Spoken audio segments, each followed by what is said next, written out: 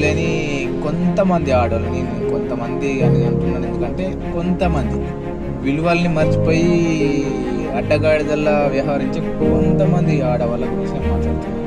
అందులో నేను పైన ఒక ఫోటో పెడుతున్నా ఆమె గురించి ఎస్పెషల్లీ. ఆమె అంటది, నాకు మా నాన్న నచ్చడు, నాకు మా తమ్ముడన్న నచ్చడు, నాకు మా అన్న నచ్చడు, నాకు మగవాళ్ళే నచ్చరు, మగవాళ్ళంటే అసహ్యం, ఇవన్నీ మాట్లాడుతుంది. అమ్మా ఒకటి గుర్తుపెట్టుకో అమ్మా, నేను చిన్నప్పటి నుంచి ఇంతవరకు పెంచింది, లాలించింది, పాడించింది, నీ ఖర్చులన్నీ భరించింది, నిన్ను బాధ్యతగా పెంచింది, నిన్ను సెక్యూరిటీగా చూసుకుంది ఒక మగవాడే. అర్థమైంది?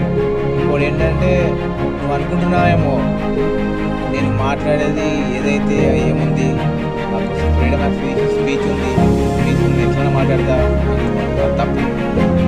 చదువుకున్న పిల్లవు కొంచెం బుద్ధి జ్ఞానం ఉంటుంది, దాని విధంగానే మాట్లాడాలి. నువ్వు మీ నాన్నకు, మీ కుటుంబానికి, మీ అన్నయ్యలకు విలువిస్తలేవు. నువ్వు ఎంత చదువుకుంటే ఏం ఉపయోగం? బుద్ధి జ్ఞానం అనేది కొంచెం ఉపయోగించు.